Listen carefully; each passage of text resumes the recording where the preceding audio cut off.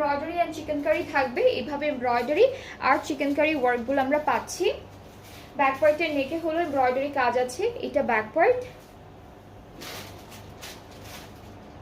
এরপর হচ্ছে এটা স্লিভসের পোর্শন, স্লিভসটা হচ্ছে এক কালারের মধ্যে আসবে।